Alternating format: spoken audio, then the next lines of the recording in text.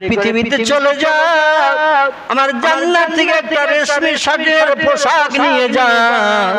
আমার পয়গম্বর উলঙ্গ হয়ে গুপ্তাঙ্গ আলগা করে দাঁড়িয়ে থাকবে, পিছন দিকে হাত পা বাঁধা, কোনো উপকার করার কেউ নাই। সব লোকজন যা দাঁড়িয়ে আছে সব শত্রু। এই জন্য তার ইজ্জত গুপ্তাঙ্গ মরণের সময়, প্রাণ নাশের সাগরের কুণ্ডে ফেলার সময় তারা এইরকম ব্যবস্থা করছে। আমি আল্লাহ সহ্য করতে পারি না, কারণ আমার কথা বলার কারণেই তো বিপদগ্রস্ত, আমার দিনের দাওয়াত দেওয়ার কারণেই তো মুসিবতগ্রস্ত, আর আমি আল্লাহ এই সময় সাহায্য করব না, এটা হতে পারে না। এই জন্য যারে যা আমার জান্নাতি রেশমি শাটিং এর পোশাক নিয়ে ইব্রাহিমের পরিয়ে দে। জোরে বলুন একটু সুবহানাল্লাহ। তো মানুষের চোখ আল্লাহ অন্ধ করে দিয়েছিল, মানুষের চোখে তার পোশাক পরানো হচ্ছে জিবরিল আমিন দ্বারা, কেউ সেটা দেখতে পাচ্ছে না। জোরে বলুন একটু সুবহানাল্লাহ। এই রেশমি শাড়ির জান্নাতি পোশাক পরিধান করার পরে এবার দেশের দলবল ঠেলে ফেলে দিল বীরে কলে লাঠিতে করে আগুনের কুণ্ডে। যেই ফেলে দিল সঙ্গে সঙ্গে ফেরেশতারা এসে হাজির। আসসালামু আলাইকা ইয়া পয়গম্বর, ইয়া নবী ইব্রাহিম খলিলুল্লাহ। এ পয়গম্বর সালাম গ্রহণ করুন। ইব্রাহিম নবীর কান খলসা ছিল, সালামের আওয়াজ শুনতে পেয়েছেন। উনি বলেন ওয়ালাইকুমুস সালাম, মা নামতা মা ইসমুকা। তোমরা তোমাদের পরিচয় কি? আমি তো শুননে ফিরে কলে লাঠিতে করে যাচ্ছে আগুনে কুণ্ডুর ভিতরে, এই সময় তোমাদের দেখছি, তোমরা কারা? বলেন নাহানু মালায়েকা, আমরা হলাম আল্লাহর রহমতের ফেরেশতা। জোরে বলুন একটু সুবহানাল্লাহ। পয়গম্বর বলেন মাহালুকে মাকবারুকে, এ ফেরেশতারা শুননে মা শুননে কি খবর নিয়ে এসেছো? বলে আপনি শুধু আমাদের কাছে একটু সাহায্য চান, আল্লাহর কাছ থেকে অনুমতি নিয়ে এসেছি। আমাদের কাছে যদি সাহায্য চান, বীরে কল লাঠিতে করে যেই ঠেলে আগুনের কুণ্ডে ফেলে দেবে, ওইখান থেকে আমরা ফেরেশতারা রহমতের হাত দিয়ে ধরে নিয়ে স্থানান্তরিত করে অন্য জায়গায় আপনি রেখে দেব, একটা পশম আগুনে পুড়তে দেব না। জোরে বলুন একটু সুবহানাল্লাহ। আচ্ছা, এইরকম বিপদে যদি আমরা পড়ি, এই ঘোড়ার বনের মসজিদে যদি এইরকম বিপদে পড়ি, আর ফেরেশতা দুটো পাশে এসে যদি বলে এ মৌলভী আবুল কালাম চিন্তা নাই, ভয় নাই, আমরা পাশে আছি, কি করলে তুমি উপকৃত হবে বলো? আমরা বলবো কিনা বাপরে একটু আগুনে যেন আমারে পুড়িয়ে আমারে, বলবো না। আপনারা হয়তো বলবেন না, কি আমি তো বলবো আমার কেউ নাই আপনজন, কেবল আল্লাহর ফেরেশতা ছাড়া যখন এসেছিস, এই বিপদে আমার একটু সাহায্য কর। এই ফেরেশতাদের কাছে হাত পাতাটাই হলো মুনাফিকের লক্ষণ।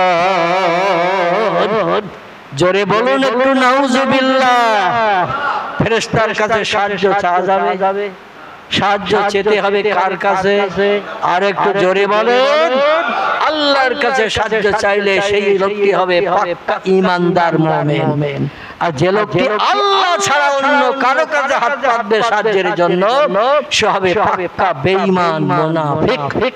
জোরে বলুন একটু আমিন। বোঝা যাচ্ছে তো? ইব্রাহিম নবী বললেন ইজহাব, তোমরা চলে যাও। বীরে কলে লাঠিতে করে রেডি করেছেন, ঠেলা দিলে আগুনে পড়বে। উনি বলছেন ইজহাব, তোমরা চলে যাও। বলছে তাহলে তুমি আগুনে পুড়ে মরে, আমরা তো দেখে সহ্য করতে পারবো না, আমরা হাউতাশ করব, এই জন্য আমাদের সাহায্য একটু নাও। ইব্রাহিম নবী বললেন ইন্নাল্লাহা কুল্লি শাইইন কাদির, আল্লাহ হলেন সব শক্তির ঊর্ধ্বে। আল্লাহরে কে বানিয়েছে বলো? ফেরেশতারা বলেন লা আদরি, আমরা কিছুই জানি না, আল্লাহ সম্পর্কে কোনো মন্তব্য করি না। তোমাদের বানিয়েছে কে? বলে আমাদের বানিয়েছে আল্লাহ। ইন্নামা আমরুহু ইজা আরাদা শাইয়ান আইয়াকুলা লাহু কুন ফায়াকুন। জোরে বলুন আল্লাহু আকবার। আল্লাহ বলছেন আমি যখন কোন বিষয়ে কোনো হুকুম করি এজারাত শাইয়ান কোন কিছু তৈরি করার পরিকল্পনা ইচ্ছা প্রকাশ করি আইয়াকুলা লাহু আমার জবান দিয়ে শুধু একটু বলি কুন ফায়াকুন সঙ্গে সঙ্গে সেটা হয়ে যায় আমার কোনো কিছু বানাতে তৈরি করতে 1 সেকেন্ডের জায়গায় 2 সেকেন্ড সময় কোনোদিন লাগেনি এবং ভবিষ্যতে লাগবে না ধারণা যেন করবেন না পৃথিবীর বয়স 10,000 20,000 50,000 1 লাখ 1.5 লাখ 2 লাখ বছর হয়ে গেছে এই পৃথিবী বানিয়েছে কে খলাকাস সামাওয়াতি ওয়াল আরদ কোরআনে সূরা বাকারা আল্লাহ তত্ত্ব করছেন মাথার উপরে দেখতে পাচ্ছ যে আকাশ আমি বানিয়েছি পৃথিবীর জমিনে যে বসবাস করছো মাটির উপরে চতুর্দিকে সাগরের পানি মাঝখানে দ্বীপ বানিয়েছি আমি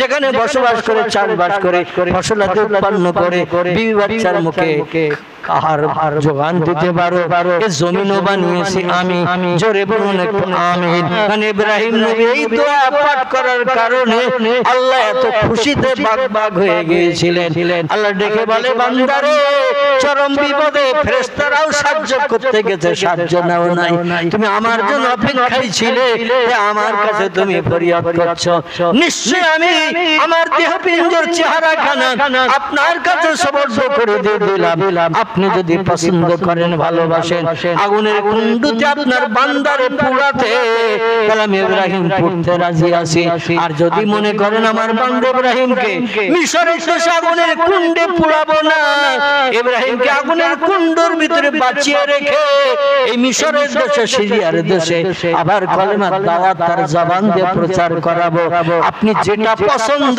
করেন আল্লাহ আমি সেটা পছন্দ করি আল্লাহ ডেকে বলে পয়গম্বর তোর বক্তব্যে আমি আল্লাহ এত খুশি এত সন্তুষ্ট হয়ে গেছি আজকের মুহররমের 10 তারিখের দিন আসরের সময় বিকাল বেলা আমার কাছে তুই সাহায্য চাইছিস শত্রুরা তোরে নিপাত করবে তাই দুনিয়া থেকে বিদায় করবে তাই আল্লাহ বলে চুপ করে বসে থাকবো লাতা খুজুহু সিনাতু ওয়ালা নাউম আমার জীবনে কোনোদিন ঘুম লাগে না ইচ্ছা করে কোনোদিন ঘুমাই না প্রতিদিন 24 ঘন্টা আমি জেগে থাকি বান্দাদের কখন কার কি সাহায্যের দরকার হয় এই জন্য আমি ঘুমাই না বান্দারা যে আমারে ডাকে উদনি আমার কাছে যখন সাহায্য চাই আস্তাজিব লাকুম সঙ্গে সঙ্গে বান্দাদের দোয়া দাবি কবুল করে তাদের মুখে হাসি ফুটিয়ে থাকে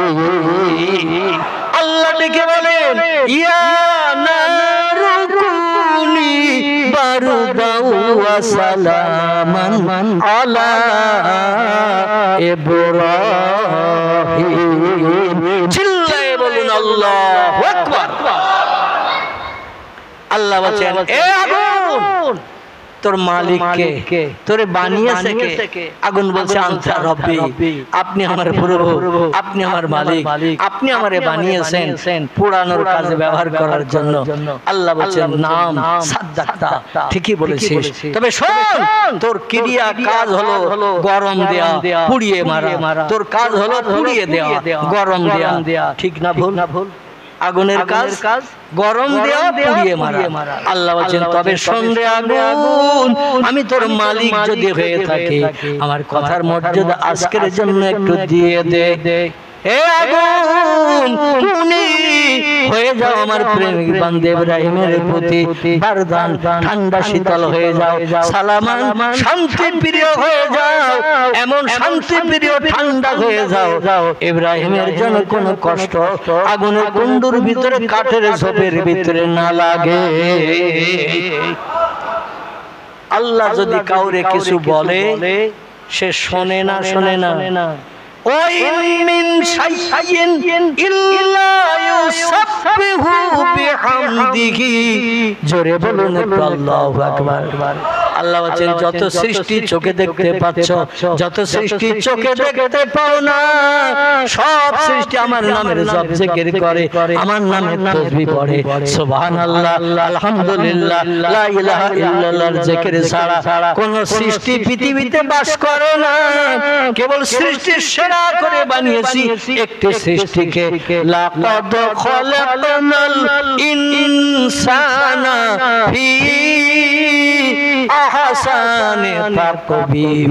জোরে বলুন আল্লাহু আকবার। কোরআনে সূরা 3 এর ভিতরে আল্লাহ তথ্য কোট করে দিয়েছেন, যত সৃষ্টি চোখে দেখতে পাচ্ছ, যত সৃষ্টি চোখে দেখতে পাও না, সব কি আমরা দেখতে পাই। সাগরের পানির তলায় কি আছে আমরা দেখতে পাই।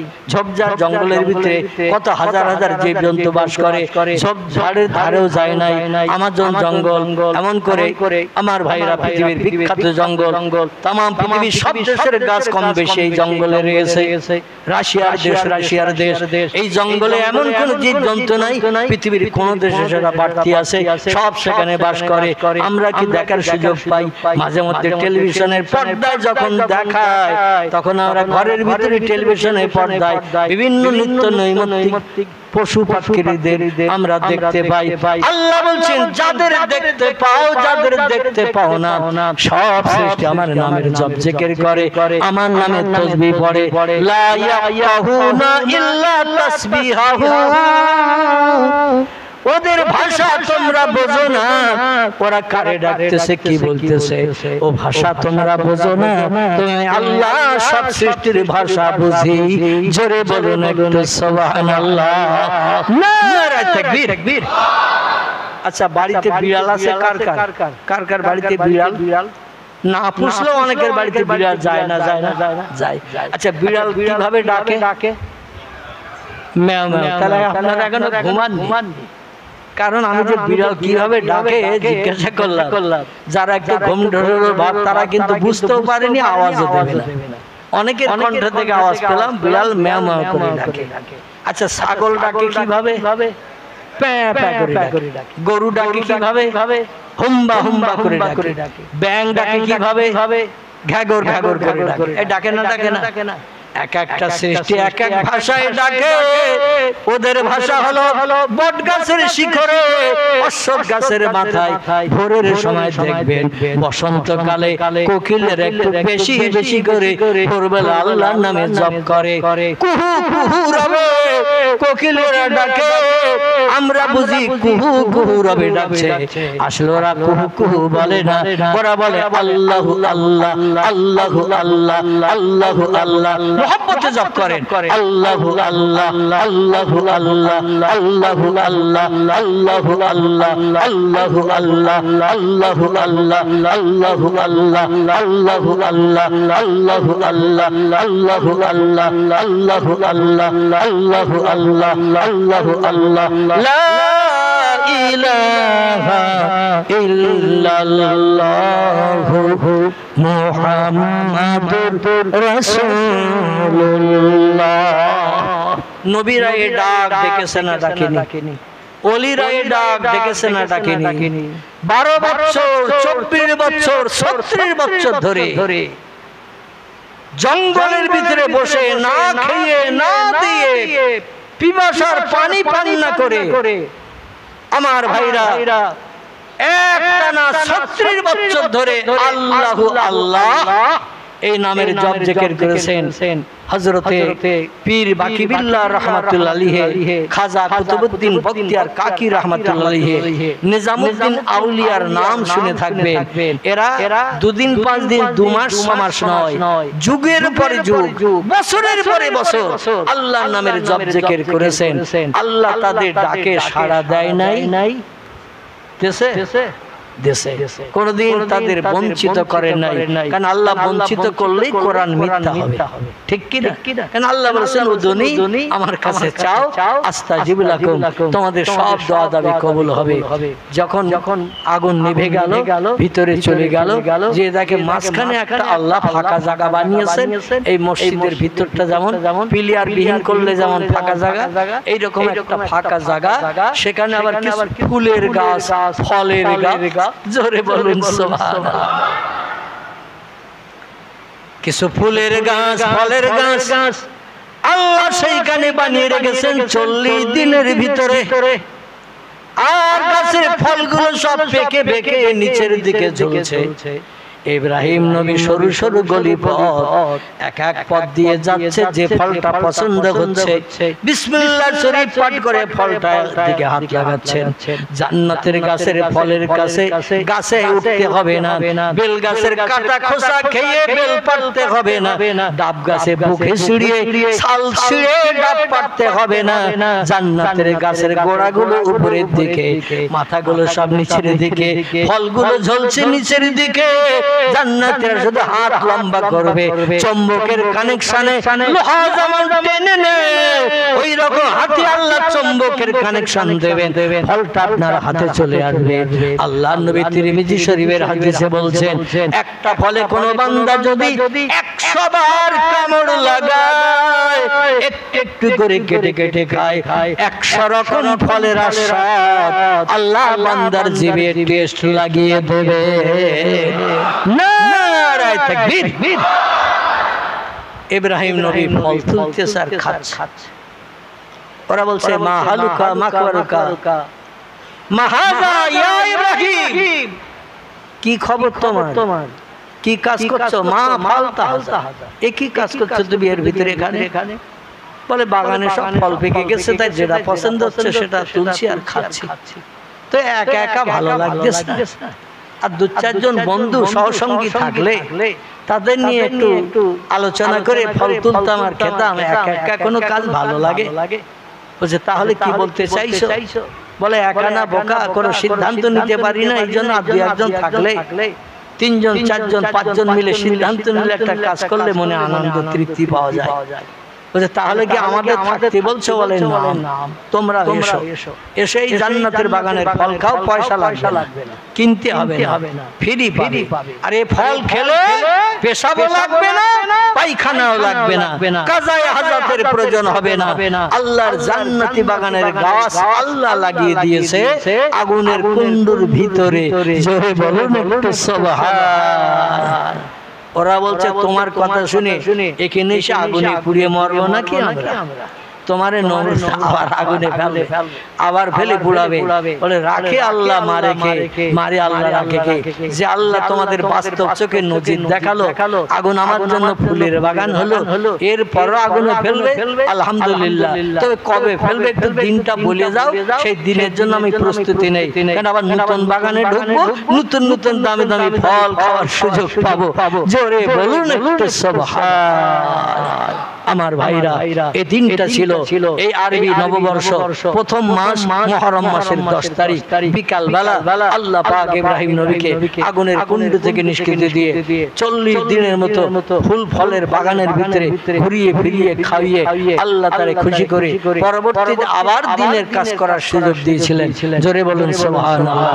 350 বছর পৃথিবীর জমিনে ঘুরে শ্রীলঙ্কা থেকে ভারত থেকে আফগানিস্তান, আফগানিস্তান থেকে ইরাক, ইরান হয়ে হযরতে আদম সবিউল্লাহ মক্কা মুকাররমার সৌদি আরবের দেশে যে জাওয়ালে রহমত পাহাড়ের যে ঠেলে উঠতে সময় লেগেছিল 350 বছর। ওখানে যে পাহাড়ের মাথায় উঠে যখন বলছে আল্লাহ এতদিন তোমারে ডেকেছি, রব্বানা যালামনা আনফুসানা বলে বলে আমি তোমার কাছে কেঁদেছি, আমার চোখ দিয়ে পানি ঝরতে ঝরতে পানি বন্ধ হয়ে গেল, শেষে দেখলাম রক্ত ঝরছে, রক্ত ঝরতে ঝরতে 2 চোখে ঘা হয়ে গেছে, চোখে আর ভালো দেখতে পাই না, কিন্তু আমার দোয়া কবুল হয় না। আল্লাহ একটা ভুল করলাম, শয়তানের ধোঁকায় পড়ে বিবির প্ররোচনায় পড়ে গন্ধম খেতে নিষেধ করেছিলাম, খেয়ে ফেললাম। আল্লাহ তো আমার এই অপরাধ ভুল কি ক্ষমা হবে না? আল্লাহ বলছেন লা তাকনাতু মির রাহমাতিল্লাহ, আমার করুণা থেকে কেউ নিরাশ হয় না, করুণা থেকে কেউ বঞ্চিত হবে না। ইন্নাল্লাহা ইয়াগফিরুয যুনুবা জামিয়া, আমি আল্লাহ বান্দাদের সমস্ত গুনাহকে maaf করে বেগুনাহ বানাই। বান্দার কাজ হলো ভুল করা, আমার কাজ হলো ক্ষমা করা।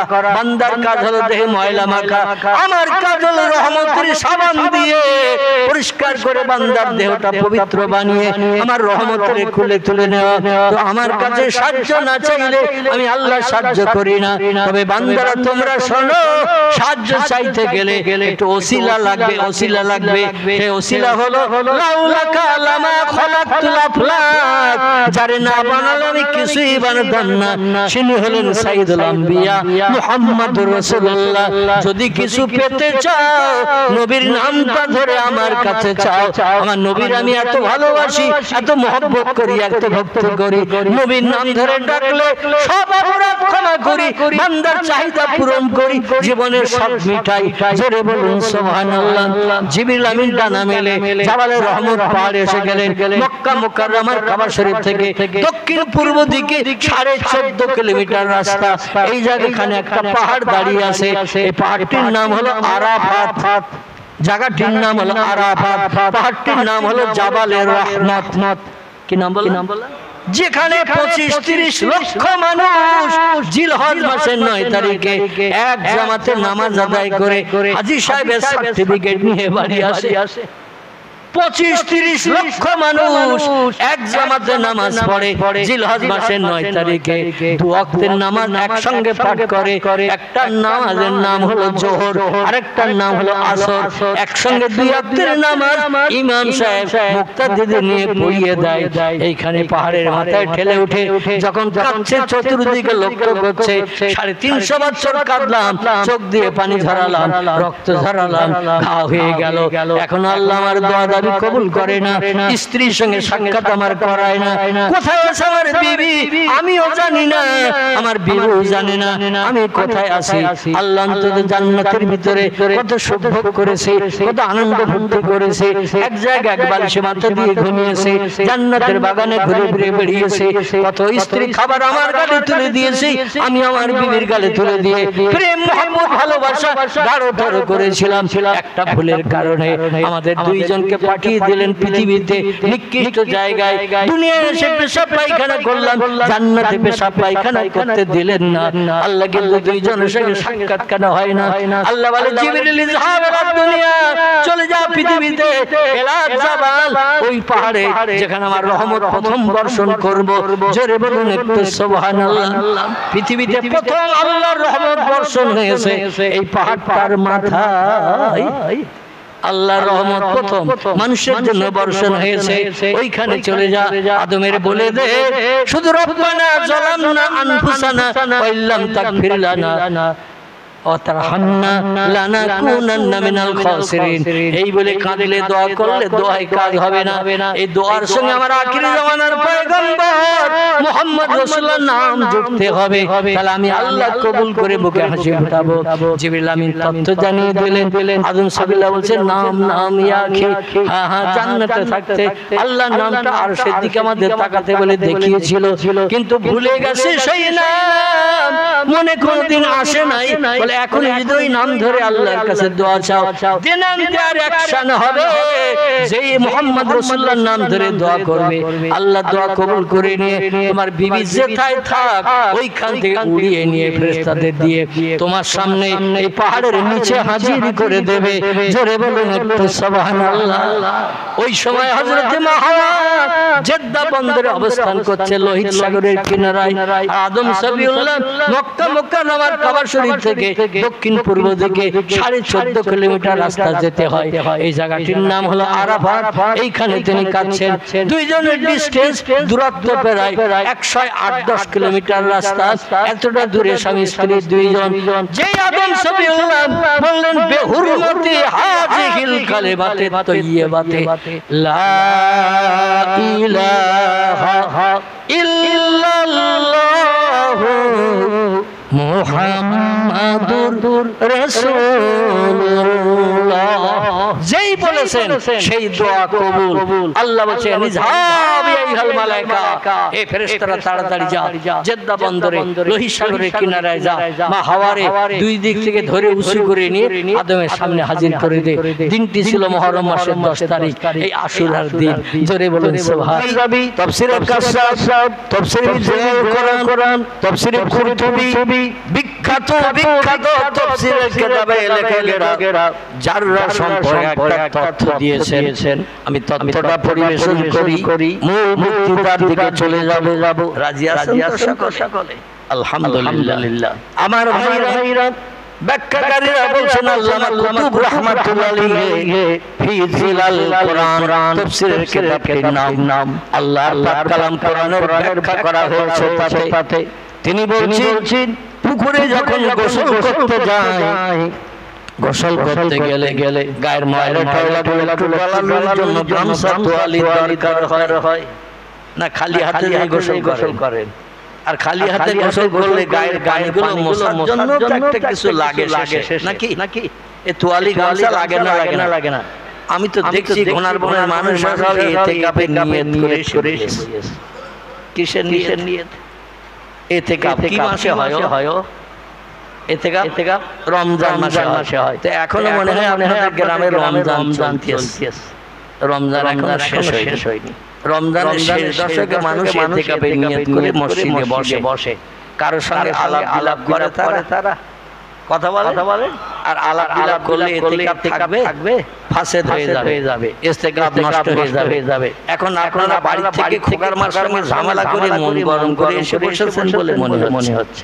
মানে ওই গরমের ঠেলায় খোকার মার সঙ্গে ঝামেলার কারণে কথা কাটাকাটি করার কারণে মন গরমের ঠেলায় বুঝিয়ে বসে রয়েছেন আর চিন্তা করতেছেন কেন আমি এই কথাটা বললাম, সে তার প্রত্যুত্তর কেন আমার এই রকম দিল। আচ্ছা ওই চিন্তায় যদি থাকেন এখানে ওয়াজ মাথায় উঠবে না, ওয়াজ মাথায় উঠে যাবে। এই জন্য একটু মন গরমে চিন্তা দূর করেন। খালেস নিয়ত নিয়ে পবিত্র রাত, যে রাতে আল্লাহ পাক অধিকাংশ পয়গম্বরদের মুখে হাসি ফুটিয়ে চিন্তা মুক্ত করে দুনিয়ায় আবার নতুন করে সুখী জীবন গঠনের তৌফিক দান করেছিলেন, আজকে সেই রাত। এজন্য দুনিয়ার ব্যবসার চিন্তা, এমন করে দুনিয়ার দোকানদারি চিন্তা, দুনিয়ার গাড়ি ঘোড়ার চিন্তা, এটা ওটা চিন্তা একেবারে দূর করে দিয়ে আমরা খালেস মন নিয়ে আল্লাহর পয়গম্বরদের চরম বিপদে আল্লাহ এই রাতে কেমন সাহায্য করেছিলেন আমরা সেদিকে একটু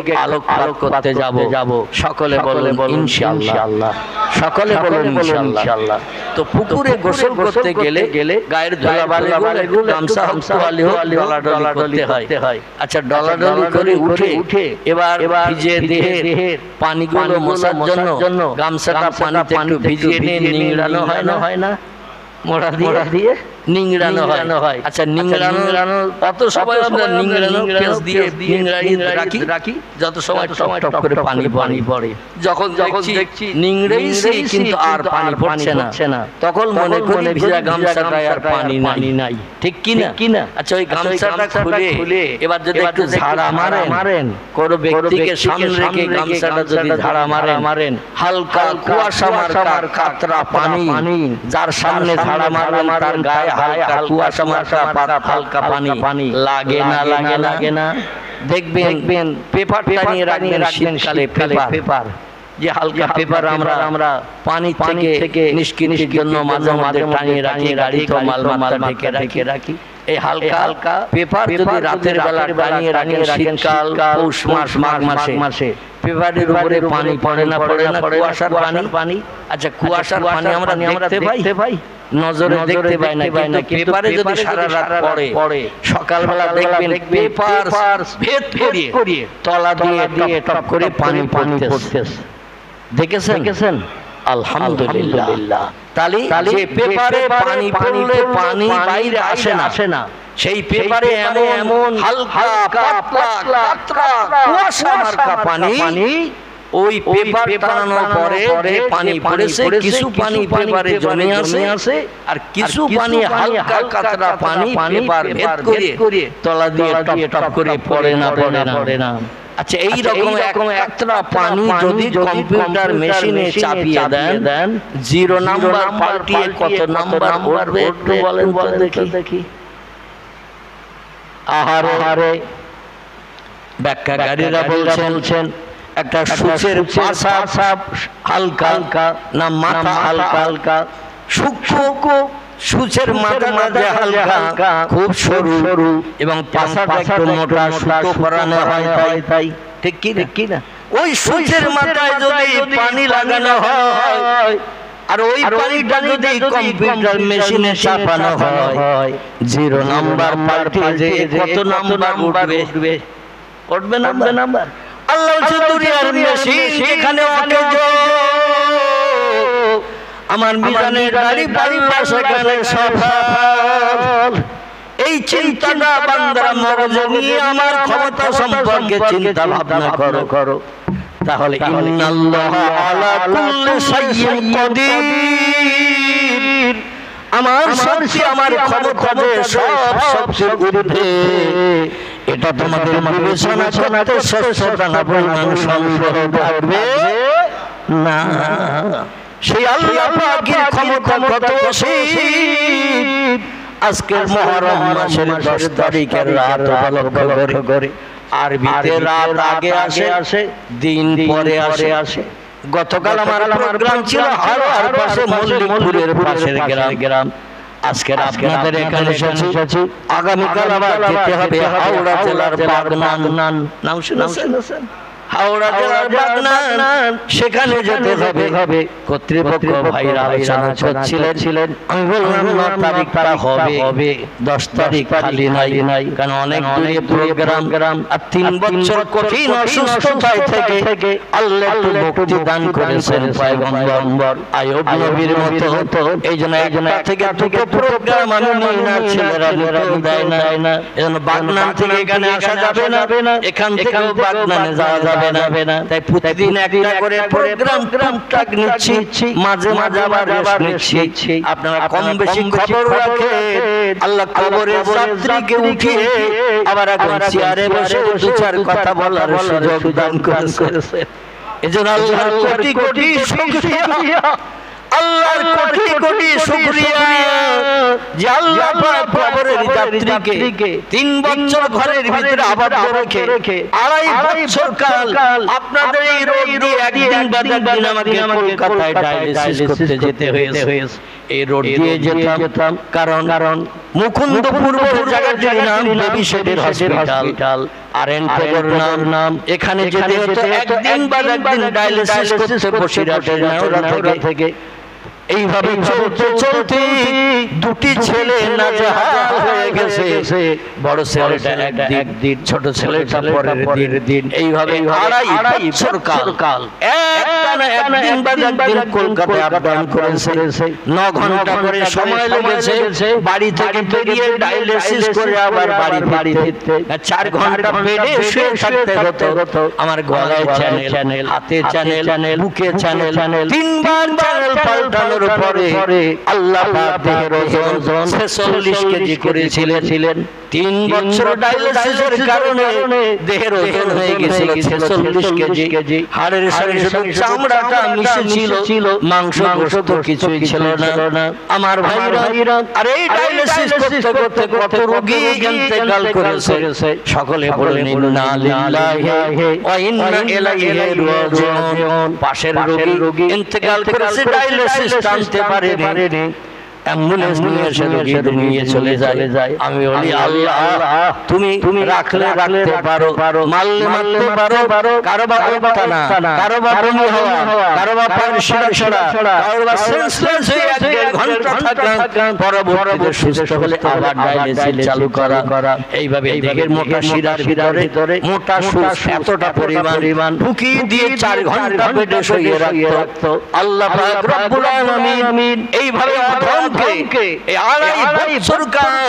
কলকাতা মুকুন্দপুরে আমার ভাইরা ডায়ালিসিস করানোর পরে গত 2024 জানুয়ারি মাসের 18 তারিখ অপারেশন থিয়েটারে নিয়ে গেল। অপারেশন করে 3.5 ঘন্টা পরে হুঁশ ফিরল। দেখলাম পেটে 4টে থলি দিয়ে মোটা নল, কালো মোটা নল, পেটে নাভির উপরে পোড়ানো, এই পেটের এই পাশে পোড়ানো, 4টে নল 4 দিক থেকে বেরিয়ে থলি লাগানো রয়েছে। কোনটা বা ব্লাড চলছে, কোনটা বা রসকষানি চলছে, কোনটা দেখলাম পেশাবের সাথ দিয়ে পেশাব চলছে। একেবারে মরণাপন্ন ভাব। আমি অপারেশন থিয়েটারে যখন যাই জনগণের কাছে বলেছিলাম অধমের জন্য দোয়া করবে, আল্লাহ আপনাদের দোয়ার বরকতে অদম কান্ত কঠিন অপারেশন থেকে ফিরিয়ে দিতে পারেন। পাঁজরের কাঠের কাছ থেকে গুপ্তাঙ্গের গোড়া পর্যন্ত 21টা সেলাই দিয়ে পুরো পেট ফাড়া, একজনের পেট থেকে কিডনি কেটে নিয়ে আমার পেটে একটা কিডনি জোড়া। আপনারা যত মানুষ বসে আছেন সবার পেটে কিডনি দুটি, আমার পেটে বর্তমান জোড়া একটি। কিন্তু কথা বলছি মনে হচ্ছে না দুটো কিডনিওয়ালা কি? আমার যে একটা কিডনি মনে হচ্ছে আপনাদের, কথা বলছি মনে হচ্ছে আমরাও যেমন স্বাভাবিক সুস্থ, হুজুরও তেমন স্বাভাবিক সুস্থ। আল্লাহর অফুরন্ত রহমত, কারণ আল্লাহর পয়গম্বর বলেছেন আদ-দুআউ মুখুল ইবাদাত, ইবাদতের নির্জর জড় হলো দোয়া। আল্লাহ দোয়ার বরকতে মরণাপন্ন ব্যক্তিকে জিন্দা করেন, আবার জিন্দাকে আল্লাহ পাক মারেন। দোয়া বড় দামি জিনিস, দোয়া বড় বড় জিনিস। লক্ষ লক্ষ মানুষ আপনাদের মতো অধমের জন্য দোয়া করেছে। আল্লাহ তাই কবরের যাত্রীকে 3 বছর কাল ডায়ালিসিসের পরও আবার চেয়ারে বসার সুযোগ দিয়েছে। কত রোগী 6 মাস 7 মাস 8 মাস ডায়ালিসিস করতে করতে ইন্তেকাল করেছে, টানতে পারেনি। আমার ভাইরা, আল্লাহ আবার কবে কোন দিন আজরাইল দিয়ে ডাক দেবেন জানি না, তবে কবরের চিন্তা একটু করুন, দুনিয়াদারির চিন্তা একটু ভুলে যান। একদিন যেতেই হবে কবরে। কে কবরে যাবেন না, আজরাইল আসবে না? একটু হাত তুলে আমার দেখা। আজরাইল আসবে বলে মনে হয়। আবার ভাইরা, আজরাইল অবশ্যই আসবে, সেদিন চিরবিদায় ঘটিয়ে দেবে, আর কোনো উপায় হবে না। চলে যেতে হবে বাঁশতলায়, চলে যেতে হবে ঝোপঝাড়ের কাছে। জীবনে আর আপনজন কেউ খবর নেবে না। জুমার দিন, শুক্রবারের দিন ছেলেও যাবে না কবরের পাশে। মেয়েরাও দূর থেকে কবর জিয়ারত করতে পারে পিতামাতার।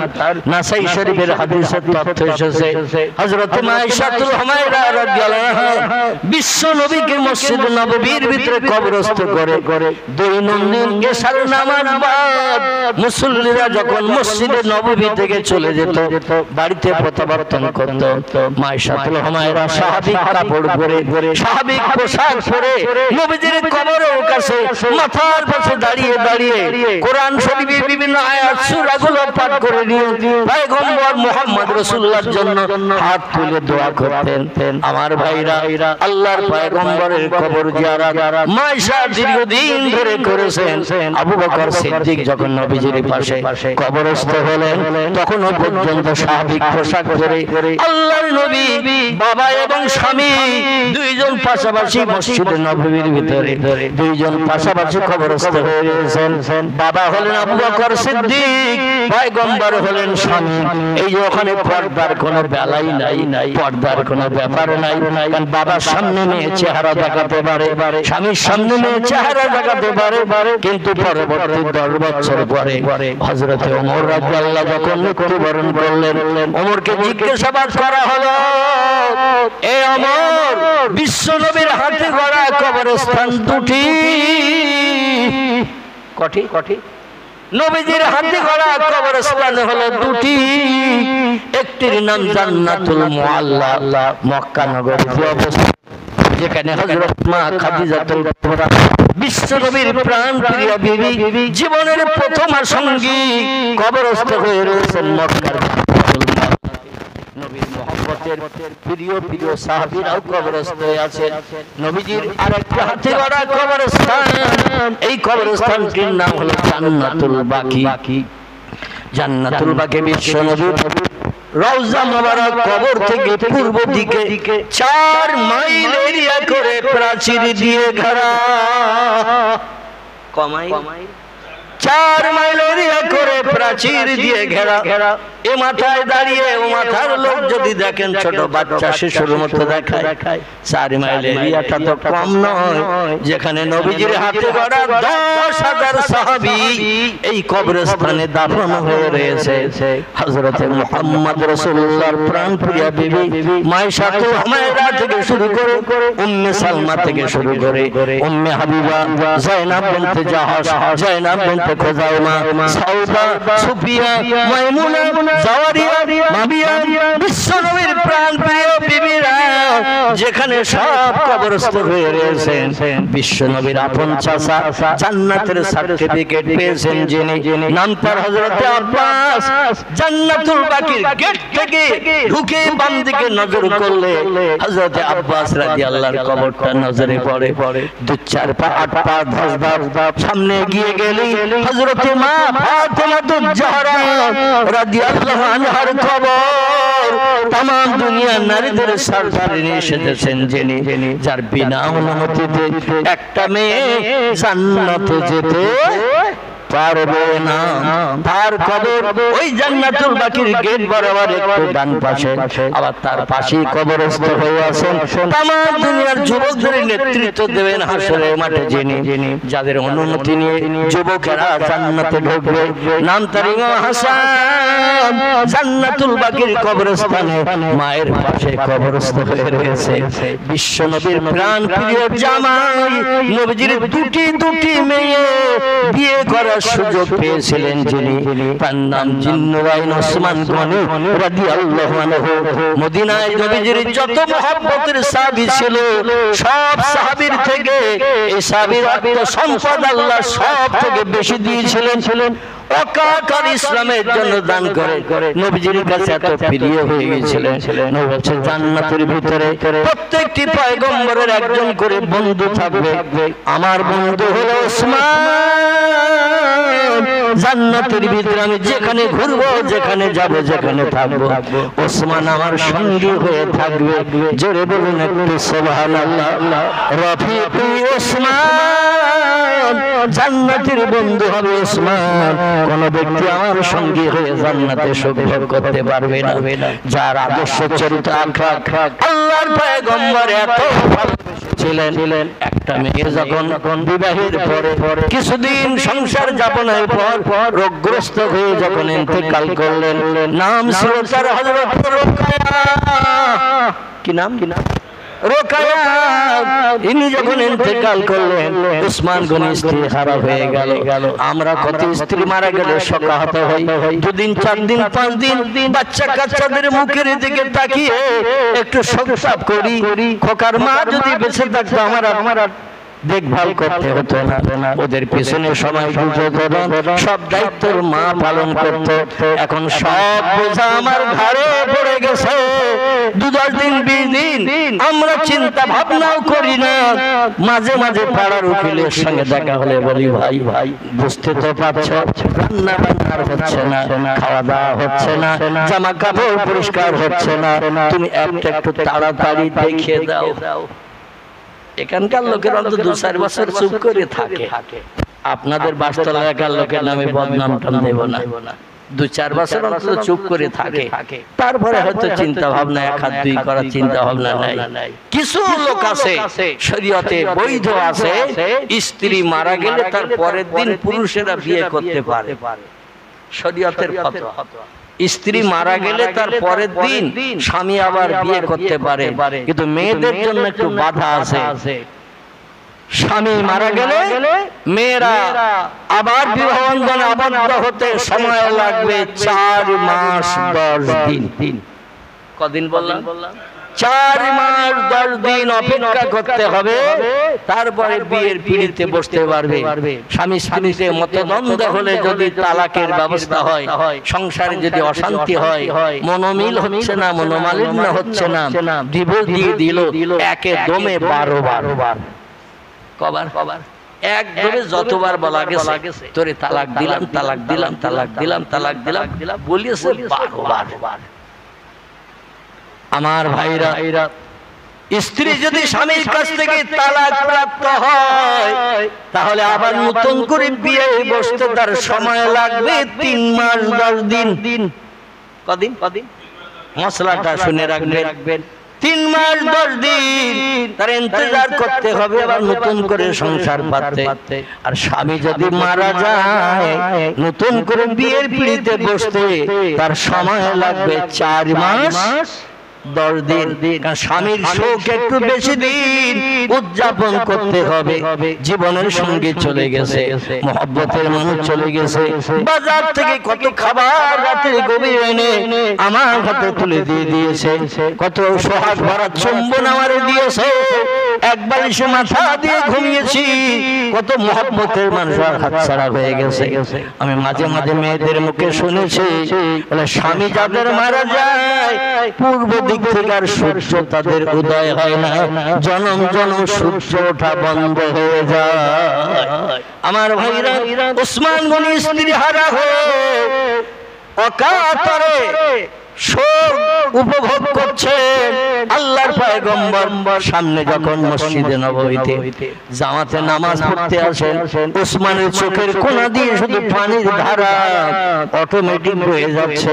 আল্লাহ নবী বলেন মাহালুকা মাকর গাইয়া উসমান ইবনে আফফান, ও আফফানের বেটা ওসমান, তোমার চোখের কোণা দিয়ে পানির ধারা চলছে, তুমি কি মোছো না?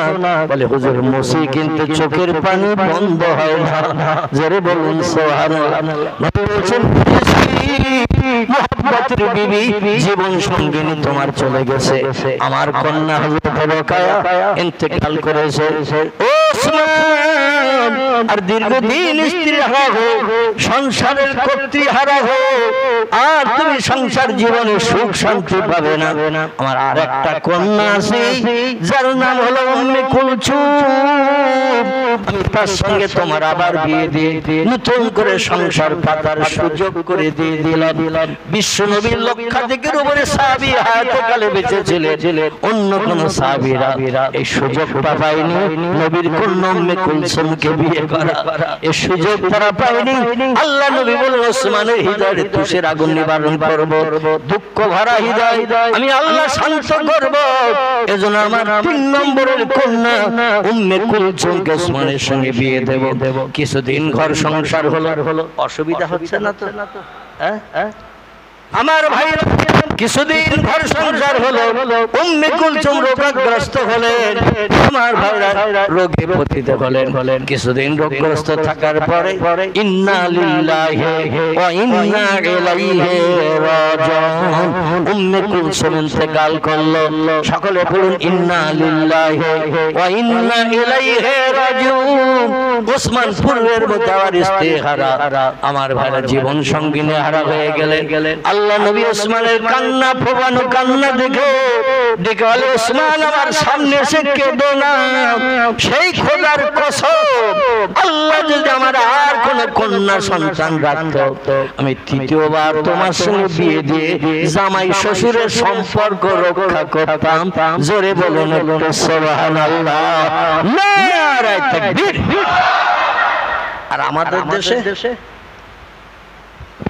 দেখবেন স্ত্রী যদি মারা যায়, স্ত্রী মরণের পরে যদি আরেকটা শালী থাকে সেটা বিয়ে করা যায়। স্ত্রী মারা গেলে যদি আরেকটা শালী থাকে তারে বিয়ে করা যায়। এখন আত্মীয়তা বজায় রাখার জন্য কোন জামাই যদি বলে যে আপনার পরের মেয়েটা যে এখন অবিবাহিতা, তারে আমার সঙ্গে আবার বিয়ে দিয়ে আমার সংসারটা বজায় করুন এবং আত্মীয়তার সম্পর্কটা রক্ষা করুন, তখন শ্বশুর কি বলে জানেন?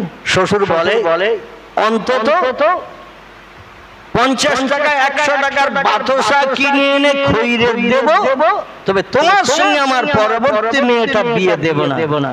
আমার মেয়েরে কি নির্যাতন অত্যাচার উৎপীড়ন তুমি করেছো, কি মারধর করেছো, রোজ রোজ শুধু বলে টাকা নিয়ে আয় তোর বাপের কাছ থেকে, তোমার কাজ হলো তাস খেলা আর গাঁজা খাওয়া। এখানে অবশ্য কেউ তাস খেলে না, তাস খেলা আর গাঁজা খাওয়া, এই তোমার কাজ। বাড়ি এসে আমার মেয়েটার কাছে ভাত চাওয়া। তোমার মেয়ে তো বাজারে যেতে পারে না, বক্সরাই বাজারে যেতে পারে না, ভেবিয়ায়। তো তুমি এসেই ভাত চাবে বেলা 2:30 3টের সময় তাস খেলে এসে। আর আমার মেয়ে যদি কিছু রান্না না করে থাকে, তা তুমি বাজার করনি তো রান্না করবে কি করে? আর ওই রকম উত্তম পাদ্যম মাধ্যম তুমি করে আমার মেয়েটারে অকালে মৃত্যুবরণ করিয়েছো। আবার পরের মেয়েটা তোমার সঙ্গে বিয়ে দিয়ে জ্বলিয়ে মরবো মরণের দিন পর্যন্ত। কিছু শ্বশুর এরকম মন্তব্য করে না, এরকম মন্তব্য করে। আর নবী বলছেন, আমার যদি 3 নম্বরে আর কোন কন্যা থাকতো, পরবর্তী কোন কন্যা থাকতো, তোমার সঙ্গে বিয়ে দিয়ে তোমার সঙ্গে জামাই শ্বশুরের সম্পর্কটা অটুট রাখতাম। কিন্তু দুর্ভাগ্য ওসমান, আমার আর কোন কন্যা নাই। কারণ হযরতে ফাতিমা ছিল 4 নম্বরে কন্যা। তার সঙ্গে বিয়ে দেয়া হয়েছে আলী রাদিয়াল্লাহর সঙ্গে। নবীজির মেয়ে ছিল 4টি, ছেলেও ছিল 4টি। কোন বর্ণনাকারীর মতে সিরাতের কিতাবে সিরাতে হালাবিয়া এমন করে সিরাতে মুস্তাফা আসাউস সিয়ার সিরাতুন নবী বিশ্ব নবীর জীবনী গ্রন্থে লেখকেরা লিপিবদ্ধ করেছেন। আল্লাহর পয়গম্বর মুহাম্মদ রাসূলুল্লাহ ছেলে ছিল 4টি। আবার কোন লেখক লিখেছেন পয়গম্বরের ছেলে ছিল 3টি। কটি? 3টি ছেলে ছিল। আমার ভাইরা আবার কোন লেখক লিখেছেন 4টি। আমি নাম কথা বললেই বুঝতে পারবেন। পয়গম্বরকে আল্লাহ পাক 4টি ছেলে 4টি মেয়ে দিয়েছিলেন, একটা বাদে হযরত ইব্রাহিম ছাড়া। আর সব সন্তান 7টি সন্তান সব হযরত খাদিজার গর্ভ থেকে জন্মগ্রহণ করেছিলেন। যিনি ছিলেন 40 বছরের বয়স্ক। নবীজির সঙ্গে বিয়ের সময় নবীজির বয়স তখন 25, খাদিজার বয়স তখন 40।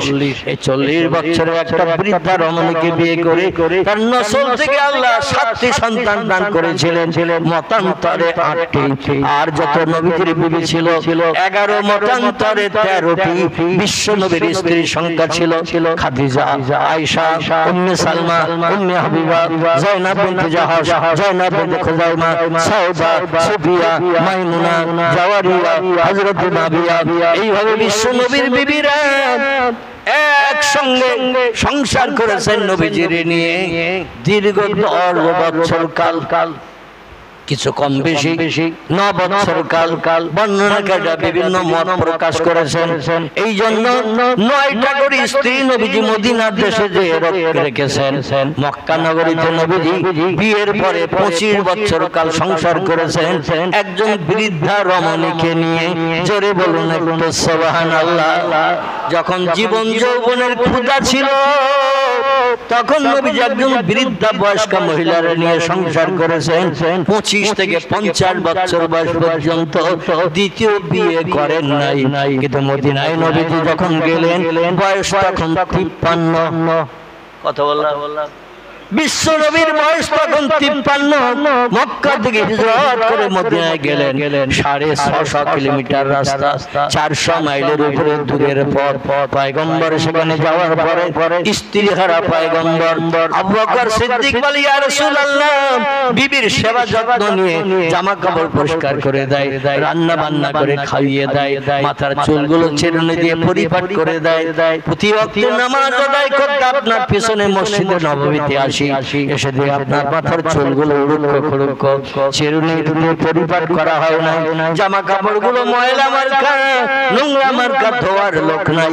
পয়গম্বর গো, মনে বড় কষ্ট পাই, হৃদয়ে তুষের আগুন জ্বলে। ও পয়গম্বর, অনুমতি দিলে একটা প্রস্তাব রাখি। নবী বললেন, নাম ইয়া আখি আবু বকর আবু কুহাফা। এ আবু কুহাফার বেটা আবু বকর, বলেন তুমি কি বলতে চাইছো? আবু বকর বলে, ইয়া রাসূলুল্লাহ, আপনার বয়স 54-55 বছরের কোঠায় চলে গেছে। মদিনার কোন মানুষ তাদের যুবতী মেয়েকে আপনার সঙ্গে বিয়ে দিতে চায় না। ভবিষ্যৎ জীবনটা তার নষ্ট হয়ে যাবে, ভবিষ্যৎ জীবনটা তার বরবাদ হবে।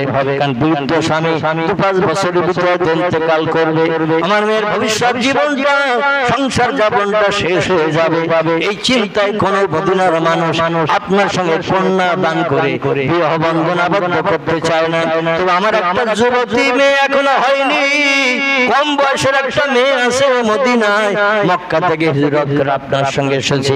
মেয়েটার নাম হলো হযরতে আয়েশা, বয়স তার মাত্র 7 বছর। 53 বছর থেকে আরো 1-2 বছর চলে গেল মদিনায়, 54-55 বছরের বয়স্ক মানুষ। আল্লাহর পয়গম্বর আবু বকর ডেকে বলছেন, আপনার রান্না বান্না যাতে করে দিতে পারে, মাথার চুলগুলো ছিঁড়ে দিয়ে পরিপাট করে দিতে পারে, জামা কাপড়গুলো পরিষ্কার করে দিতে পারে, আপনাকে পরিষেবা বাড়িতে দিতে পারে। এই জন্য আমার একটা বাচ্চা মেয়ে আছে, বিবাহের যোগ্য এখনো হয় নাই, নাম তার আয়েশা, 7 বছর মাত্র বয়স। পয়গম্বর গো, কিছু যদি মনে না করেন, আমি আয়েশা আপনার সঙ্গে বিয়ে দিয়ে সংসারের কাজকর্মগুলো করাতে চাই। নবী বললেন, আবু বকর তুমি প্রস্তাব দিয়েছো, একটু চিন্তা ভাবনার সময় দাও, কারণ মা ইয়ানতিকু আনিল হাওয়া ইন হুয়া ইল্লা ওয়াহয়ুহা। আল্লাহ নবী বলেছেন, আবু বকর আমি নিজের তরফ থেকে কোনো সিদ্ধান্ত নেই না, নিজের তরফ থেকে কোনো কাজ করি না। আল্লাহ পাক যত সময় জিবরিল আমিন পাঠিয়ে আমাকে কোনো কাজ করার কথা না বলেন, কোনো সিদ্ধান্ত নিতে না বলেন, আমি তত সময় অপেক্ষায় থাকি। আল্লাহর উপরে দায়িত্ব ছেড়ে দিলাম।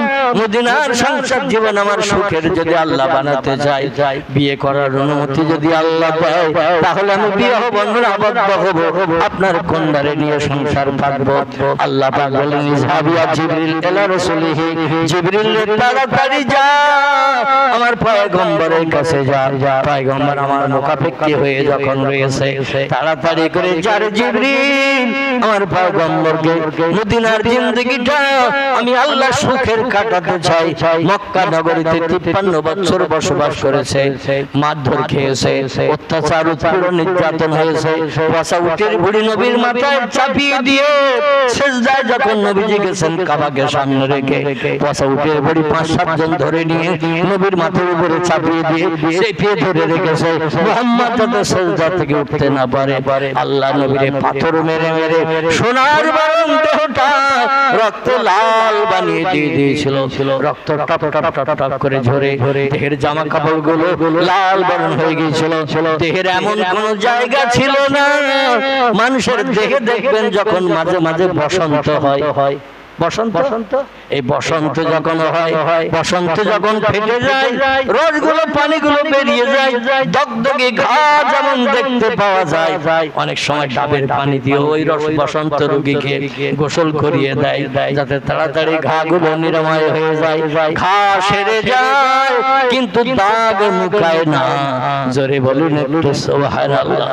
আল্লাহর নবীর দেহে শক্ত পাথর ছুঁড়ে ছুঁড়ে এমন মার মেরেছিল, নবীজির ঘাগুলো সেরে গেছে, দাগগুলো মুকায়নি। আল্লাহর নবী মসজিদে নববীতে একদিন বসে আল্লাহর নামে জপ জিকির করছেন। হযরত আয়েশা বলছেন, কুনিয়া জাওজি মুহাম্মদ রাসূলুল্লাহ, আমার প্রাণের স্বামী, একটু মসজিদে নববীর পূর্ব দিকে আমার হুজরা, আমার ঘর, যে ঘরে আপনি আমারে নিয়ে সংসার যাপন করেন, একটু ঘরে আসেন, বিশেষ প্রয়োজন দুটো কথা বলবো। আল্লাহ নবী মসজিদে নববী থেকে উঠে ঘরের ভিতরে চলে গেলেন। আয়েশা বলছেন, ইয়া রাসূলুল্লাহ, বড্ড গরম কাল, লু হাওয়া চলছে, আপনি ঘরের ভিতরে যখন এসেছেন গায়ের পোশাকটা খুলে ফেলুন, আমি একটু তাল পাতার পাখার হাওয়া আপনার গায়ে একটু দিই, আপনার দেহের ঘামগুলো একটু মুক্ত করার চেষ্টা করি। এখন তো ঘরে ঘরে এসি, ঘরে ঘরে সিলিং ফ্যান, ঘরে ঘরে টেবিল ফ্যান, ঘরে ঘরে এয়ার কুলার আছে না নাই? কিছুর ব্যবস্থা তখন ছিল না। 1450 বছর আগের কথা, বিজ্ঞানের বাপু তখন জন্মগ্রহণ করে নাই, এমন কিছু আরামের জন্য কোন জিনিসপত্র তৈরি করার সুযোগ পাই নাই, মগজে চিন্তা ভাবনা নেয় নাই। রাসূল আয়েশার কথা শুনে গায়ের পোশাকটা খুলেছেন, তাল পাতার পাকার একটা হাওয়া দিয়ে গায়ের ঘামগুলো মিটাবেন। সৌদি আরবের দেশ, গরমের সময় প্রচন্ড গরম, আবার ঠান্ডার সময় মদিনার দেশে প্রচন্ড প্রচন্ড ঠান্ডা, মানুষ বাইরে বার হতে পারে না। জোরে বলুন একটু সুবহানাল্লাহ। আল্লাহর নবী যে গায়ের পশম খুলেছে, তাকে সারা দেহ সোনার বরণ দেহ যার, তামাম পৃথিবীতে দুইজন ব্যক্তিকে আমার আল্লাহ পাক বিশ্ব সুন্দর পুরুদের ভিতরে বানিয়েছিলেন। কয়জন? দুইজনকে বিশ্ব সুন্দর বানিয়েছিলেন পৃথিবীতে। একজনের নাম ইয়াকুবের বেটা, নাম তার হযরত ইউসুফ আলাইহিস সালাম, আল্লাহ তারে বিশ্ব সুন্দর করেছিলেন। আরেকজন হলেন সাইয়্যিদুল আম্বিয়া রাহমাতাল লিল আলামিন, খাতামান নবিয়্যিন, শাফিয়াল মুজনাবিন, রাহিতুল আশিকিন, মুরাদুল মুস্তাকিন, সিরাজুস সালিকিন, মিসবাহুল মুকাররাবিন, জাদ্দিল হাসান আল আবিল কাসিম মুহাম্মদ ইবনে আব্দুল্লাহ, আমাদের প্রিয় নেতা রাহবার কামলিওয়ালা মুহাম্মদ রাসূলুল্লাহকে আল্লাহ পাক বিশ্ব সুন্দর বানিয়েছিলেন। জোরে বলুন একটু সুবহানাল্লাহ। কিন্তু গায়ের বসন জামা যখন খুলেছে, সারা দেহ দেখছে সব ক্ষত দাগ। মায়েশা বলি, ইয়া রাসূলুল্লাহ, আপনার গায়ের এই দাগ মানুষ দেখলে তো ভয় পাবে, এই জন্য কি আপনি সব সময় জামা পরিধান করে থাকেন? রাসূল বললেন, না, আমি আজাউজাতি প্রাণের বিবি গো, মক্কা নগরীতে থাকতে আল্লাহর জামানদি হাসিল করতে কলেমার পাড়া দিতে যে তাইফের মানুষ থেকে শুরু করে মক্কার মানুষ থেকে শুরু করে 500 এলাকার লোকেরা এত মার আমারে মেরেছে, সেখানে পাহাড় আর পাহাড়ের পাথরগুলো ধারালোতে জালো আমার দেহে যখন ছুঁড়ে মেরেছে, ওই রকম রক্ত ধারা ঝরেছে। 4 ঘন্টা পর্যন্ত পাহাড়ের কিনারায় বেহুশ হয়ে পড়ে থেকেছি, দেহের রক্ত সব গড়িয়ে জমিনের সঙ্গে জাম হয়ে গেছে। আল্লাহ পাকের ফেরেশতারা এসে জান্নাতি পানি, কাউসারের পানি আমার মাথায় দিয়েছে, দেহের রক্তগুলো মোচন করে দিয়ে দিয়েছে, দিয়ে আমারে পাকার হাওয়া দিয়ে দিয়ে হুঁশ ফিরিয়েছে। জোরে বলুন একটু সুবহানাল্লাহ। আয়েশা বলি, ইয়া রাসূলুল্লাহ, আপনার দেহে এত দাগ, এত ঘা, সারা দাগ আমি আগে কোনদিন দেখি নাই, আজকের দেখে আমি তাজ্জব হয়ে গেলাম। তবে একটা অনুমতি চাই ইয়া রাসূলুল্লাহ, একটা অনুমতি চাই। রাতের বেলা যখন শয়ন করবেন, ঘরের ভিতরে ঢুকে যাবে, আপনি বসন পরিধান করে থাকবেন না, কোনো জামা কাপড় গেঞ্জি গায়ে দিয়ে থাকবেন না, খালি গায়ে থাকবেন। নবী বলছেন কারণ, বলে আপনার ওই দাগওয়ালা গায়ের জায়গাগুলো একটু দাওয়াই দিয়ে, মলম দিয়ে দিয়ে দৈনন্দিন যদি আমি ডলে ডলে দিই, একদিন দাগ হয়তো লুকিয়ে যাবে। আর একটু জোরে বলুন। আপনার দাগগুলো, অক্ষত জায়গার দাগগুলো আর থাকবে না, চেহারার পরিবর্তন হবে, দেখতে সুন্দর দেখাবে। আমি আয়েশা এই ক্ষত দাগ দেখতে চাই না, আমার মনে বড় কষ্ট হয়। নবী বলেন, আয়েশা তুমি 1000 বার দাবি করলে তোমার এই দাবি পূরণ হবে না, তোমার এই দাবি পূরণ হবে না। আয়েশা বলছেন, পৃথিবীর কোন ব্যক্তি তো চায় না গায়ের দাগগুলো থেকে যাক, কারণ গায়ের দাগগুলো নিবারণ হয়ে যাক, চেহারার কোন দাগগুলো এমন করে দূর হয়েছে, চেহারার সৌন্দর্য শ্রীবৃদ্ধি হোক। এটা তো পৃথিবীর সব মানুষ চায়। আপনার গায়ে দাগের জায়গাগুলো মলম দেব, দাওয়াই দেব, যাতে দাগগুলো লুকিয়ে যায়, চেহারার সৌন্দর্য শ্রীবৃদ্ধি হয়। কিন্তু আপনি কেন আমার মলম দেওয়ার দায়িত্ব দিচ্ছেন না? নবী বলেন, আয়েশা তুমি জানো না আমি মুহাম্মদ সাল্লাল্লাহু আলাইহি সাল্লাম যেদিন পৃথিবীতে থাকবো না, ও আয়েশা সেদিন আমার গুনাহগার উম্মতেরা ইবলিস শয়তানের ধোঁকায় পড়ে মদ খাবে, সুদ খাবে, ব্যভিচারী করবে, এমন করে পরের আত্মসাৎ করবে, গরিবের হক ফাঁকি দিয়ে খাবে, গালিগালাজ করবে, মিথ্যা কথা বলবে, মানুষ মার্ডার করবে, বিধবার দরজার কড়া নাড়া দিয়ে চরিত্র নষ্ট করে ঘরে ফিরবে। আমার উম্মতেরা শয়তানের ধোঁকায় পড়ে, অসজায় পড়ে, কুপাপগামী হয়ে পাপের পাহাড় জমিয়ে কবরে হাজির দেবে। হাসরের মাঠে যখন হাজির হবে, আমার ওই গুনাহগার উম্মত সারা জীবনে একটা বার হয়তো পাঠ করেছে, সকলে আমার সঙ্গে পড়ুন, লা ইলাহা ইল্লাল্লাহু মুহাম্মাদুর রাসূলুল্লাহ। সারা জীবনে যদি একটাবার আল্লাহ নামের সঙ্গে আমার নামের কলেমাটা পাঠ করে গো আয়েশা, আর ওই লোকটা আজীবন কাল জাহান্নামের আগুনে দগ্ধ হবে, পুড়িয়ে পুড়িয়ে মরবে। লা ইয়ামুতু ওয়ালা ইয়াসফিহা, জাহান্নাম এমন একটা কোয়ালিটির জায়গা, সেখানে শুধু দগ্ধ হবে আগুনে পুড়ে, মরণ কোনোদিন হবে না। লা ইয়ামুতু, মরণ কোনোদিন জাহান্নামীদের আগুনে পুড়ে হবে না। ওয়ালা ইয়াসফিহা, কোন ব্যক্তিকে কোন বন্ধু এসে বাইরে বার করে স্বস্তি দিতে পারবে না। যুগ যুগ ধরে আগুনে পুড়বে, মরণ কোনদিন জাহান্নামীদের হবে না।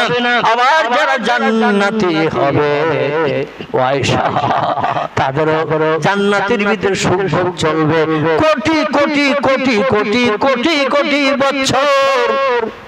জান্নাতীদেরও কোনোদিন মরণ হবে না। মরণ হলো দুনিয়ার মরণ, পরকালে কোনো মরণ নাই। সুখ আর সুখ, আনন্দ আর আনন্দ, ফুর্তি আর ফুর্তি চলবে জান্নাতের ভিতরে। বেটা ছেলেদের সেবা করার জন্য আল্লাহ হুর গেলেমান বানিয়ে দেবেন। তোয়াজ খাতিরের জন্য ৭০টা করে যুবতী নারী এক একটা পুরুষের স্ত্রী হবে। একটু চিল্লাই বলা যাবে কি সুবহানাল্লাহ, নারায়ে তাকবীর। যুবকদের বয়স হবে ২৪ বছরের, আর মেয়েদের বয়স হবে ১৮ বছরের। তিরমিজি আবু দাউদ শরীফের হাদিস, আল্লাহর পয়গম্বর বলছে জান্নাতি পুরুষদের বয়স আল্লাহ করে দেবেন ২৪ বছরের যুবক, নবদম্পত যুবক, আর মেয়েদের বয়স আল্লাহ করে দেবেন ১৮ বছরের যুবতী মেয়ে। কান্না হুন্না ইয়াকুতু ওয়াল মারজান ফিহিন্না খায়রাতুন হিসান হুরুম মাকসুরাতুন ফিল কিয়াম। জোরে বলুন একটু আল্লাহু আকবার। এত রূপ সৌন্দর্য চেহারা আল্লাহ পাক এত বেশি বেশি করে বানিয়ে দেবেন। ইয়াকুত জমরুদ হীরা পান্না চুন্নি খচিত নামি দামি বিল্ডিং বালাখানা আল্লাহ জান্নাতীদের জন্য বানিয়ে রাখবেন। কোটি কোটি বছর জান্নাতের ভিতরে যদি সুখ ভোগ করে কোন ব্যক্তি, প্রতি ঘরে একদিন রাত করে যদি থাকে, দুদিন থাকার দরকার হবে না। কোটি কোটি বছর থাকলেও এক ঘরে দুদিন থাকার প্রয়োজন হবে না। আল্লাহ নবী বলছেন কম আমল নিয়ে আল্লাহ জান্নাতে যে লোকটি যাবে, যার মতো সৎ কম আমল, ভালো আমল, কম আমল আর কারো নাই, তবে পাপের কাজ করে নাই, মদের গ্লাসে হাত দেয়নি, সুদের টাকা স্পর্শ করেনি, মিথ্যা কথা বলেনি, চুরি ডাকাতি ছিনতাই করেনি, গুন্ডামি করেনি, মানুষ মার্ডার করেনি, গরিবের দিনদের হক ফাঁকি দিয়ে খায়নি, বিধবা নারীর দরজা ঠেলা দেয়নি, চরিত্র ভালো কিন্তু সৎকাল ভালো কাজ কম, কোন খারাপ কাজ করেনি। খারাপ কাজ না করার কারণে আল্লাহ তারে জান্নাতি বানাবেন। ওই কম দরজার আমলের জান্নাতের জন্য তাম পৃথিবীর এরিয়ার মতো 10টা জান্নাত আল্লাহ তারে দান করে দেবে। তাম পৃথিবীর এরিয়া কত? তাম পৃথিবীতে বর্তমান 256টির মতো দেশ আছে। এক একটা দেশের এরিয়া কি কম নাকি? আচ্ছা, এক একটা দেশে কত বাড়ি, কত ঘর, কত বিল্ডিং মানুষ বানিয়েছে। আমার ভাইরা, দেশের সৌন্দর্য শ্রীবৃদ্ধির জন্য কত বিল্ডিং বালাখানা শহর এলাকায় বানানো রয়েছে। এই দুনিয়ার এরিয়ার মতো 10টা পৃথিবীর সমান জায়গা আল্লাহ কোন জান্নাতের যদি দেয়, সারা জীবন একটা বিল্ডিং এ ঘরে এক রাত করে থাকলে ও জীবনে কি ফুরাতে পারবে নাকি? কত সুখ, কত আনন্দ, কত ফুর্তি আল্লাহ সেখানে করার সুযোগ দিয়ে দেবেন। এই জন্য আপনাদের কাছে বলি ভাই, আর দুনিয়া জিফাতুন তালাবুহাল কিলাব। আল্লাহ নবী বলেছেন দুনিয়া হলো পচা গলা লাশ। যে কোনো জিনিস মারা গেলে 2 দিন 10 দিন যদি আমরা তারে সেফটির জন্য কোন জায়গায় না ফেলে রাখি, দেখবেন পচে গলে যায়, গোশত গুলো সব পোকা হয়, পচা দুর্গন্ধ ছোটে। নবী বলছেন দুনিয়া হলো পচা গলা লাশ। আরে আসক্তকারী হলো কুকুরের দল। দুনিয়ার প্রেমে পাগল হয়ে পরকাল যারা ভুলে যাবে, মুয়াজ্জিনের আযান ধ্বনিতে কান দেবে না, জামাতে শরীক হবে না, সকাল সন্ধ্যা কোরআন তেলাওয়াত করবে না, রাস্তাঘাটে পথে হাটে মাঠে মার্কেটে বাজারে গেছে আল্লাহর নামে তাসবিহ সুবহানাল্লাহ আলহামদুলিল্লাহ লা ইলাহা ইল্লাল্লাহর জপ তার জবানে নাই, বাম্পারে হোঁচট খেয়েছে, বলছে বাপ গো, খয়ের মাঠে হোঁচট খেয়েছে, বলে মারে, চিল্লানো আওয়াজ দিচ্ছে, হোঁচট খেয়েছে, নখ উল্টে গেছে, মারে ডাকে বাবারে ডাকে। ওই সময় একটু আল্লাহর নাম জবানে আমাদের উচ্চারিত হয় না। ঠিক বললাম না ভুল বললাম? আরে আল্লাহর জান্নাত কি করে পাবো একটু চিন্তা ভাবনা কি করেছি আমার ভাইরা। এই জন্য পৃথিবীতে দুটি দলের মানুষ, দুনিয়াদারিতে মত্ত হয় নাই, বিবি বাচ্চার প্রেমাসক্ত হয় নাই, অর্থ সম্পদ জায়গা জমি ঘর বাড়ির চিন্তায় পরকাল বলে নাই। কারণ পরকাল হলো লম্বা জিন্দেগি আর দুনিয়া হলো ক্ষণস্থায়ী, আজকে আছি কালকে থাকবো না, কখন আজরাইল এসে হাজির হবে তার ঠিক নাই। এই জন্য দুটি দলের মানুষ এই পৃথিবীতে আল্লাহর আপন বনে জান্নাত হালাল বানিয়েছেন। একটু চিল্লাই বলুন সুবহানাল্লাহ। কটা দল বললাম? দুটি দলের মানুষ এই পৃথিবীতে আল্লাহর আপন বানিয়ে আল্লাহর হুকুমকে বাস্তব জীবনে রূপদান করে আল্লাহরে খুশি করার জন্য এই পৃথিবীতে দুটি দলের মানুষ জীবন ধ্বংস করেছে আল্লাহর জান্নাত হালাল বানানোর জন্য। একটি দলের নাম হলো নবী আম্বিয়ার দল, একটি দলের নাম হলো ওলি আউলিয়ার দল। এই দুটি দল ছাড়া আর যত দলের মানুষ আমরা পৃথিবীতে বাস করছি, চাষি, তাঁতি, কামার, কুমোর, সুতোর, রোফা, নাপিত, ডাক্তার, কবিরাজ, হাকিম, জজ, উকিল, ব্যারিস্টার, বিজ্ঞান, দর্শন, ইঞ্জিনিয়ার, ডাক্তার, মাস্টার থেকে শুরু করে যত দলের মানুষ পৃথিবীতে আমরা বাস করি, আমি মৌলভী সাহেব আমার নাম বাদ দিচ্ছি না, আলেম, হাফেজ, কারি, মসজিদের ইমাম, মুয়াজ্জিন, মুক্তাদি থেকে শুরু করে যত দলের মানুষ আমরা পৃথিবীতে বাস করি, আমরা আল্লাহর আপন কেউ হতে পারি নাই, পারি নাই। সব দুনিয়া পয়সা মালের পিছনে শুধু ছুটছি। দুটি দলের মানুষ আল্লাহর আপন বানিয়ে জীবন ধন্য করেছে। একটি দলের নাম হলো নবী আম্বিয়ার দল, একটি দলের নাম হলো ওলি আউলিয়ার দল। চিল্লাই বলুন একটু সুবহানাল্লাহ। মসজিদের ইমাম আল্লাহর আপন নয়, মুয়াজ্জিন আযান দেয় তিনি আল্লাহর আপন নয়, আর মুয়াজ্জিন আযান শুনে মুক্তাদি যারা মসজিদে জামাতে শরীক হয় তারাও আল্লাহর আপন নয়, হাফেজ আল্লাহর আপন নয়, কারি আল্লাহর আপন নয়, মুফতি আল্লাহর আপন নয়, আলেম আল্লাহর আপন নয়। তাহলে আমি ওই দলের ভিতরে ঢুকেছি না ঢুকি নাই? কম বেশি আপনারা মাইকের মাধ্যমে আমি আসার পরে শুনছিলেন 40 বছর একটি গ্রামে ইমামতি করি আমি। তালপুকুর বাজারের পাশে একটি গ্রামটির নাম হলো খিদিরপুর। সেখানে নামাজ পড়াই মেহরাবে ঢুকে 40 বছর হয়ে গেল। তাই বলে কি আমি আল্লাহর আপন হয়েছি? নেভার, কোনদিন নয়। মুয়াজ্জিন দৈনন্দিন 5 বার করে আযান দেয়, মুয়াজ্জিন আল্লাহর আপন হয় নাই। মুক্তাদি যারা আযান শুনে ছুটি আসে জামাতে নামাজ পড়ে, এরাও আল্লাহর আপন হতে পারে না।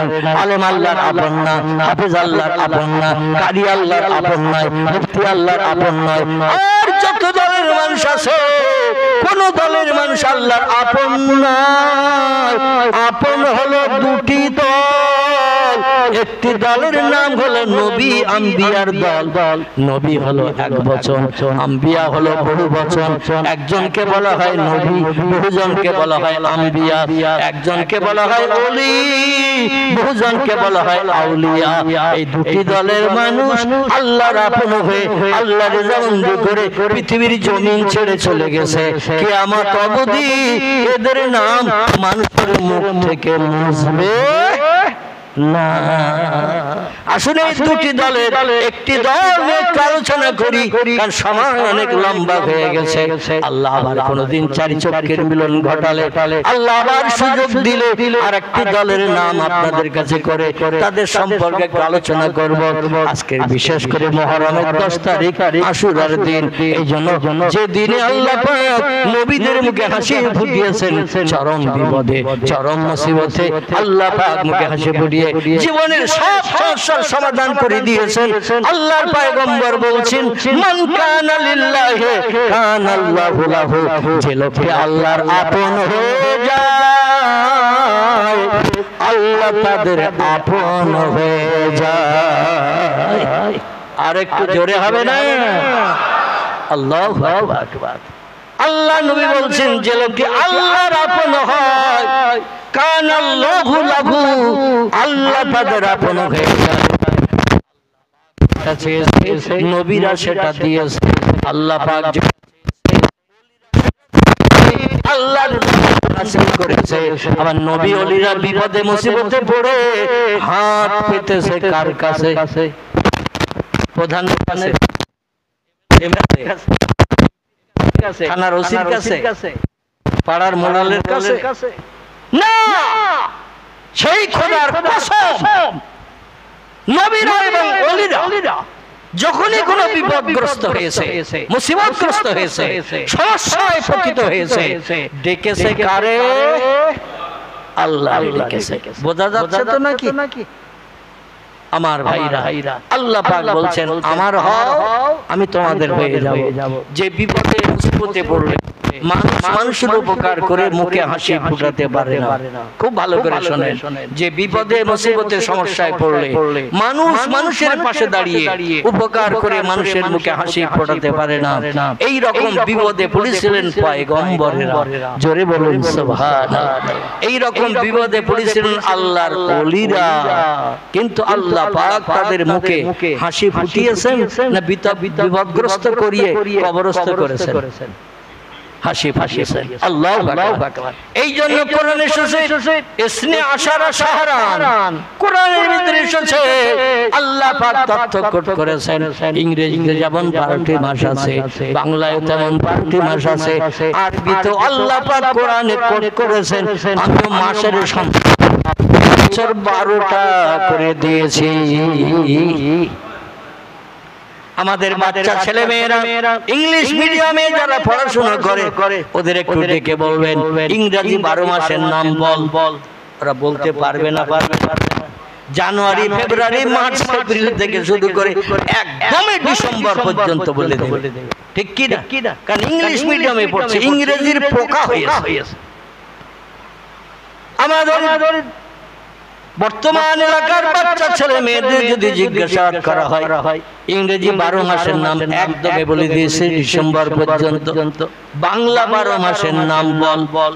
ও বৈশাখ থেকে শুরু করে চৈত্র পর্যন্ত একদম 12 মাসের নাম বলতে দেবে।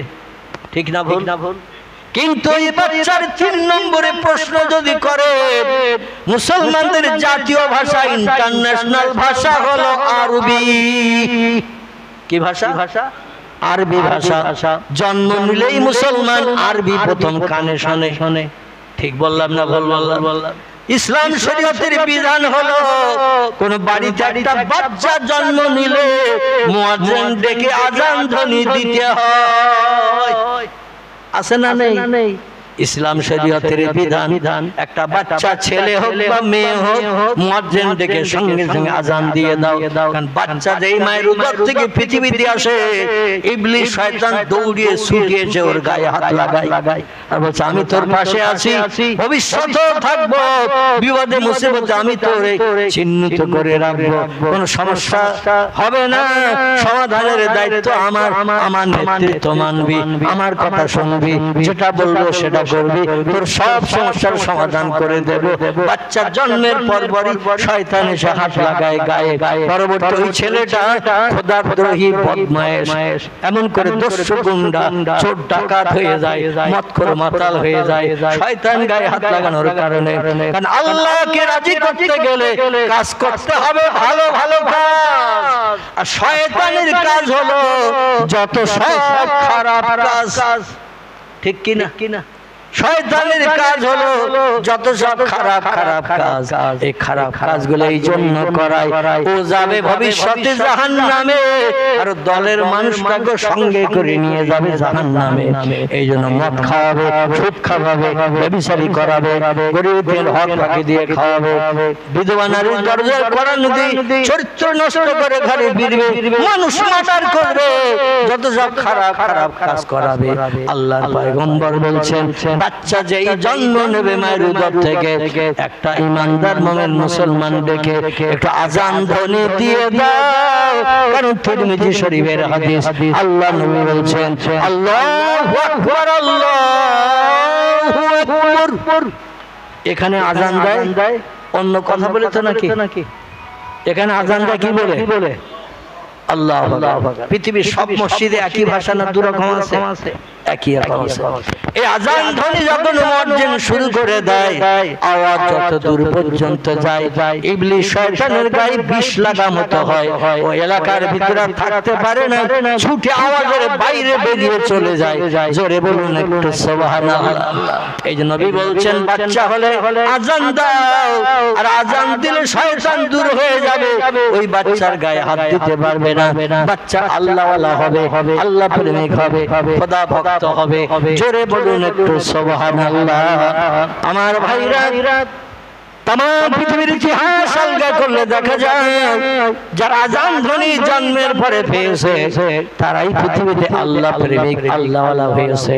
কেউ বা নবীর দল, কেউ বা ওলির দল। চিল্লাই বলেন একটু আমিন। আমার মুসলমান ভাইরা, এই পৃথিবীতে 10 জন পয়গম্বরকে আল্লাহ পাক কঠিন বিপদ থেকে, মুসিবত থেকে নিষ্কৃতির ব্যবস্থা করেছিলেন। তাই মুহররম মাসের 10 তারিখটাকে আরবিতে বলা হয় আশারুন। আরবিতে বলা হয় আশারুন, ইংরেজিতে বলা হয় 10, বাংলায় বলা হয় 10, আরবিতে বলা হয় আশারুন। এই আশারুন থেকে নামকরণ করা হয়েছে আশুরা। আশারুন থেকে নামকরণ করা হয়েছে আশুরা। এই জন্য আশুরা নামকরণ করা হয়েছে। 10 জন পয়গম্বর ছাড়াও আরো বহু পয়গম্বর, বহু আল্লাহওয়ালা, আল্লাহ প্রেমিক, বহু নবীর উম্মতেরা এই মুহররমের 10 তারিখ শুক্রবার জুমাবার হিসাবে আল্লাহ পাক নিহিত করে তাদের মুখে হাসি ফুটিয়ে পৃথিবীতে নজির সৃষ্টি করেছেন। যেটা আমি আপনাদের কাছে বলছিলাম, বাংলায় যেমন 12টি মাস, ইংরেজিতে যেমন 12টি মাস, আরবিতেও তেমন 12টি মাস।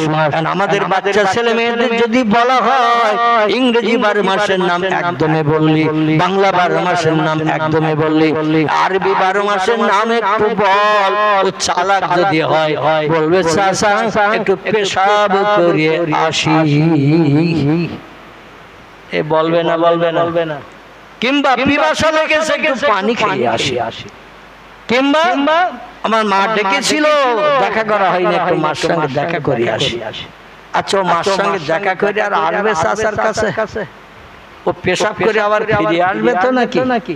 হ্যাঁ, কারণ ইংরেজি 12 মাসের নাম মুখস্থ, বাংলা 12 মাসের নাম মুখস্থ। দুর্ভাগ্য আমরা মুসলমান, জন্মের পরে আজান শুনলাম আরবি, আবার মরণের সময় মাথার পাশে বসে কলেমা শরীফ অনেক ব্যক্তির শোনানো হয় না। আবার কাপড় পরিয়ে যখন কবরে লাশ নামানো হয়, বিসমিল্লাহি ওয়া আলা মিল্লাতি রাসূলিল্লাহ, জোরে বলুন একটু সুবহানাল্লাহ। এখানে ওই লাশকে আরবি শোনা শোনানো হয় না উপরে মাটি চাপা দিয়ে পান বাকারি দিয়ে এবার যখন আমরা প্রত্যাবর্তন করি আপনজন চাচা দাদা প্রতিবেশী মামু খালো এমন করে খালা নানি দাদি সবাইকে যখন কবরে দাফন করে উপরে মাটি দিয়ে বাঁশ বাকারি চাপা দিয়ে আসি তখন ইমাম সাহেব বলে আমি একা বললে এই মাটির ঘরের ভিতরে দরজা নাই জানালা নাই আবদ্ধ ঘর আমি একা বললে লাশ শুনতে পাবে না এজন্য সবাই মিলে আমার সঙ্গে বলো আওয়াজটা একটু জোর হোক কথার আওয়াজটা জোর হোক কবরের ভিতরের ব্যক্তিটা যাতে শুনতে পায় সবাই আপনারা বলুন মিনহা খলাকনাকুম ওয়াফিহা নুঈদুকুম ওয়া মিনহা নুখরিজুকুম তারাতান উখরা জোরে বলুন একটু আল্লাহু আকবার ঘনার বনে বলে না তো নাকি কি এখানে বলে আল্লাহু আকবার আরে এই মাটি থেকে পূর্বে তোমারে বানানো হয়েছিল আবার সেই মাটির গর্তে তোমারে রাখা হলো কতদিন থাকবে চাচা কতদিন থাকবে চাচি কতদিন থাকবে দাদা কতদিন থাকবে দাদি কতদিন থাকবে মহব্বতের পিতা কতদিন থাকবে মাতা আমরা কতটা দিয়ে যাচ্ছে ইজাতুল শামসে মাগরিবে হাত যতদিন পশ্চিম দিকে সকালবেলা সূর্য উদয় না হবে ততদিন পর্যন্ত কবর ঘর তোমার আপন ঘর হয়ে থাকবে আর আমরা কেউ আসবো না খোঁজ খবর নেব না এই কবরের যাত্রী একা বিপদে পড়ো বিপদে থাকবে শান্তিতে থাকো শান্তিতে থাকবে আমরা আর কেউ খোঁজ নিতে আসবো না অতদিন পর্যন্ত অপেক্ষা করো অতদিন পর্যন্ত তুমি থাকো যতদিন পশ্চিম দিকে সকালবেলা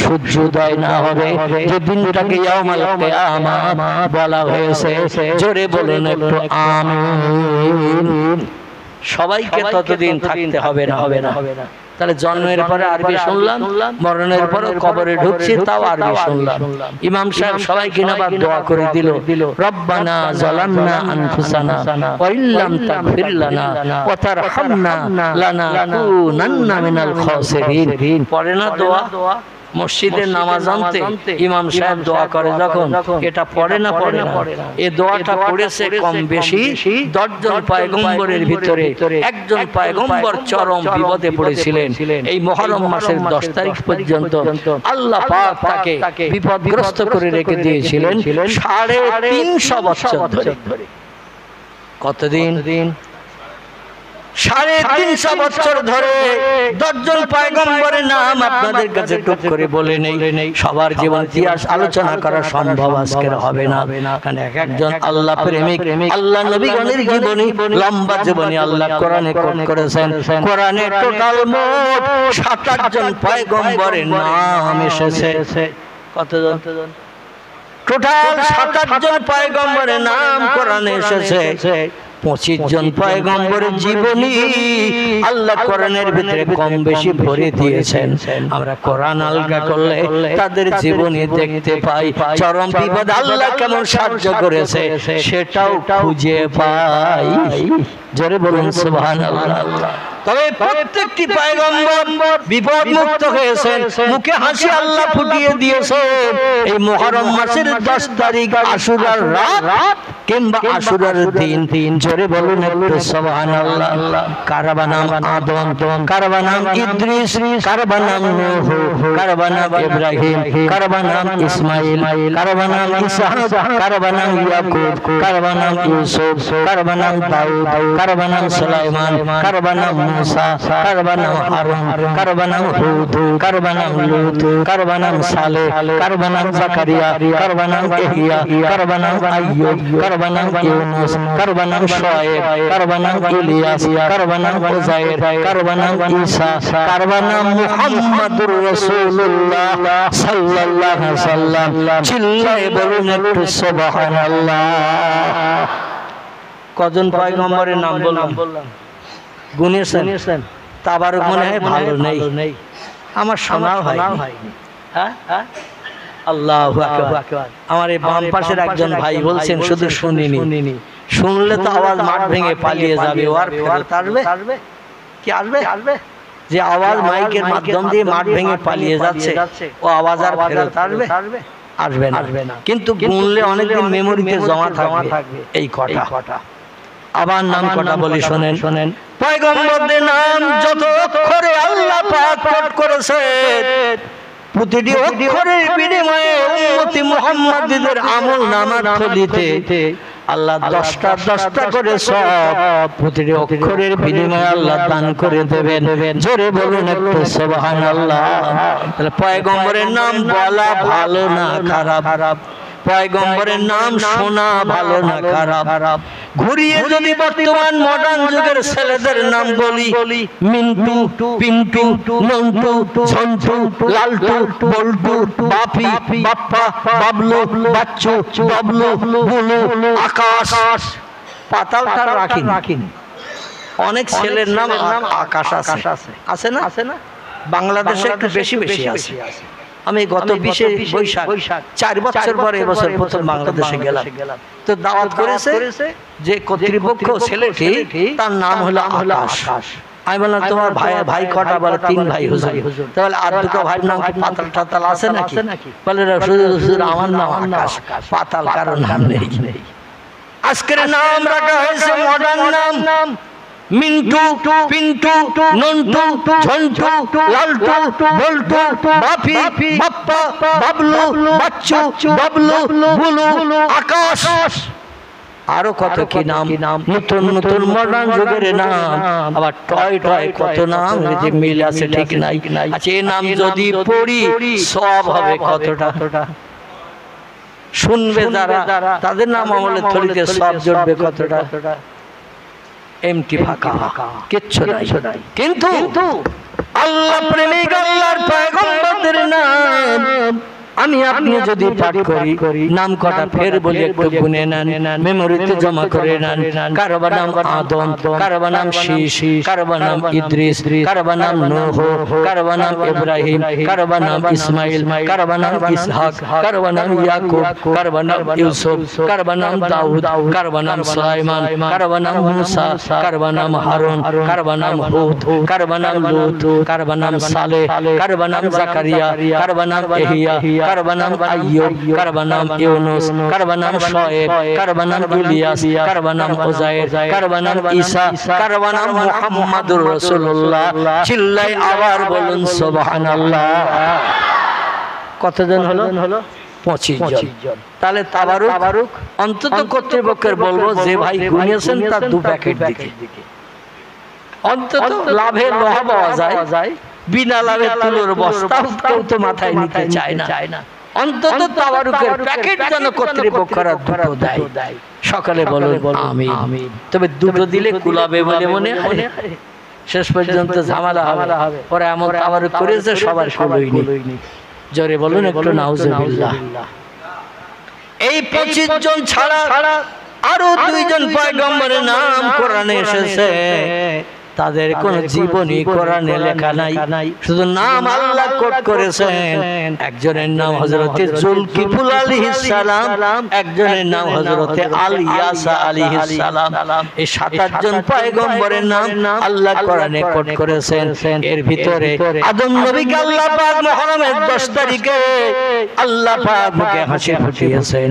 নূহ নবীকে আল্লাহ পাক এই মুহররমের 10 তারিখে মহাপ্লাবন থেকে আল্লাহ পাক যদি পাহাড়ের গায়ে প্লাবন মাটির তলায় বুলেটিং পেপারের মতো পানিগুলো সব মাটির তলায় গারদগিরি করিয়ে জমিনের মাটি দেখিয়েছিলেন 40 দিন পর। জোরে বলুন একটু সুবহানাল্লাহ।